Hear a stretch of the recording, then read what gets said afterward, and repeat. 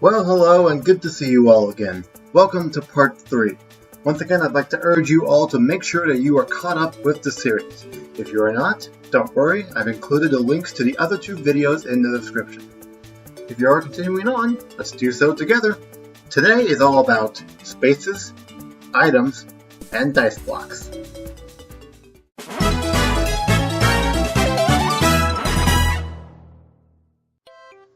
Okay, this might be a good time for me to talk about the playstyles that I have. I have a total of 2. On one hand, we have the classic playstyle, a style that we all grew up with. And on the other hand, we have the free roam style, which is the style that Mario Party Star Rush introduced, and that Super Mario Party brought back for Partner Party. So why am I mentioning this now? Well, I look back at Super Mario Party. Some of the spaces that were in the classic style were not present in Partner Party, or they were hidden. Allow me to give you some examples. In Super Mario Party's classic style, you could find blue spaces and red spaces and bad luck spaces. Well, in Partner Party, the free roam style, the blue spaces and red spaces are completely cut, the coins you can just find scattered around the board, and the bad luck spaces, they're hidden away. You don't know where they are, you're just hoping you don't land on them. Now with that out of the way, I think it's time I introduce the spaces that you could land on in Mario Party Legends. So first up is the blue space. If you land here, you'll get 3 coins added to your coin total. And its counterpart is the red space. If you land here, 3 coins will be taken away from you. The event space triggers some sort of event. It varies from space to space.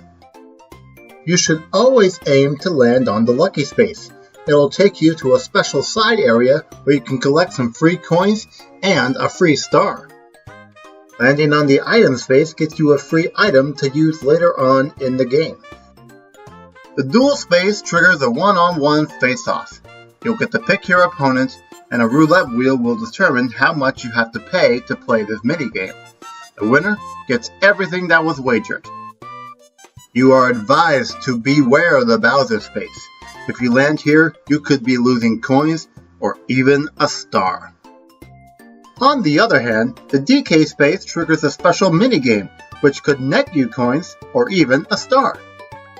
This simple green space is your starting point in the game and does nothing interesting at all. And finally, we have the ally space, which will net you a free character to be on your team, and you can also use their special dice block. And let me mention this again just to make sure we're all on the same page. The blue spaces, red spaces, and Bowser spaces, they would all appear in the classic style and would be in plain sight all the time. However, in the free roam style, the blue spaces and red spaces would not be present at all. The Bowser spaces would be present, but they're hidden out of sight. So, just hope you don't land on it. Alright, enough of that. It's time to move on and talk about the usable items that you could use throughout your party. First up is the Dash Mushroom. An additional 3 spaces will be added on to whatever you roll. Then we have the Golden Dash Mushroom, which will add an additional 5 spaces to your roll.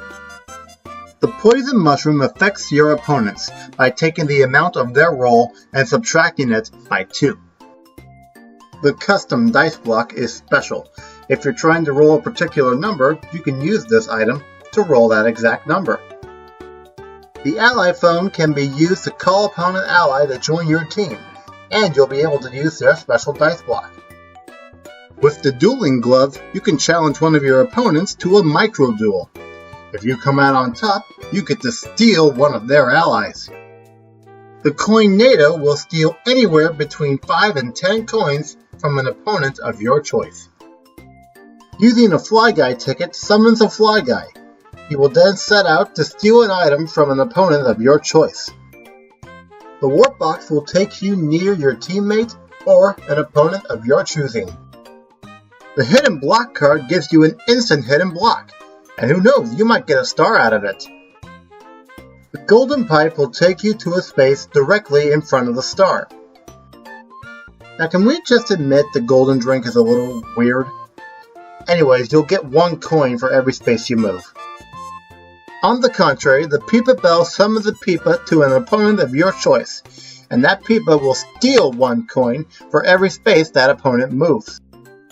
Upon arriving at the star space, if you have a double star card and enough coins, you can use that card to get 2 stars instead of 1.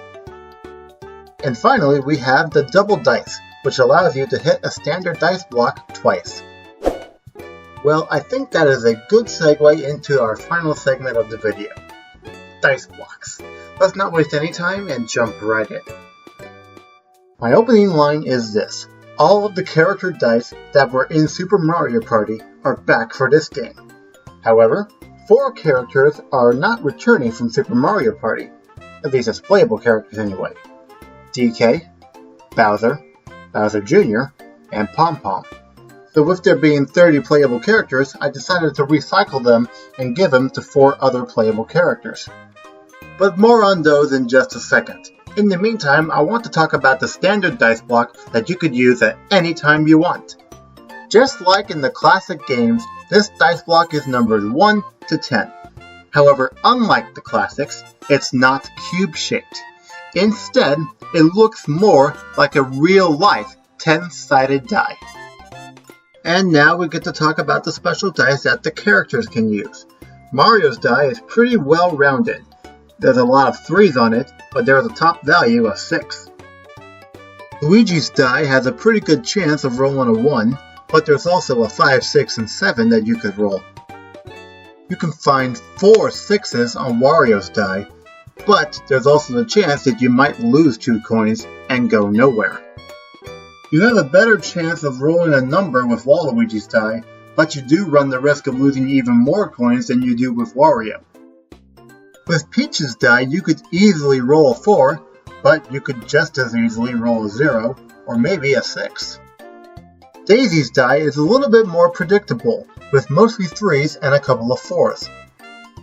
Koopa's die has a lot of low numbers on it, but there's a big 10 that'll really give you some good distance. Toad's die is pretty fair, with an equal chance of rolling a 3, 4, or 5. Yoshi goes back to using his die from Mario Party Star Rush, where the number you can find the most often is 5. Toadette's die uses the same numbers as Daisy does. However, with Toadette, there's a 50-50 shot that you could roll a 3 or a 4. With Rosalina, going nowhere is okay if you're picking up 2 coins, but there's still a chance you could roll a mighty 8. Luma's die is pretty much the same as Rosalina's. The only difference? Every number is decreased by 1. Nabbit's die is all about risk and reward. Do you risk losing 2 coins, or take a gamble and try to roll a 10? Cappy's die used to be Bowser Jr.'s die. You have a good shot of rolling a 1, but there's always the chance that you might roll a 9. Likewise, Lakitu's die used to belong to Pom Pom. There's a whole lot of 3s on it, but there's that 8 that's there to tempt you. Birdo's die is very similar to Yoshi's. In fact, it's what Yoshi used to use in Super Mario Party. Diddy Kong's die has an equal chance of rolling 7 or going nowhere, and there's a little chance you might get some coins in the process. The odds are in your favor that you'll roll a number with Boo's die, but at the same time you could just as easily lose a couple of coins. With Drybone's die, you're guaranteed one of 2 numbers, a 1 or a 6. You can't really go wrong with Hammer Bros die. He's got a lot of 5s, plus the opportunity to pick up 3 coins. Monty Mole has a pretty standard dice block. The only difference is rolling a 1 gets you a coin instead of a space. It's pretty much the same story with Goomba, only this time you can pick up 2 coins if you roll a 1 or a 2, technically. With Shy Guy's die, the chances of rolling a 4 are extremely high. However, there is still a 0 there to keep you at bay. Blooper is using Wario's old die from Mario Party Star Rush. You could get some decent distance, or lose a coin. You're not likely to get too far with Spike's die. Even with that 9, there's still a chance you could lose a couple of coins. Magic Koopa's die is pretty much the same as Lakitu's, only there's more of a chance that you're going to go nowhere, and if you do so, you'll lose a coin. The Mii's use a standard dice block, but instead of going from 1 to 6, theirs goes from 2 to 7. Funky Kong is using DK's dice block from Super Mario Party. There's a really good chance of going nowhere, but rolling a 10 will get you very far. Likewise, Piranha Plant is using Bowser's old dice block. A good chance of losing coins, or getting pretty dang far. And wrapping today's video up is Pauline, who is using Mario's dice block from Mario Party Star Rush. And there you have it. Thank you all for watching today. Please stick around.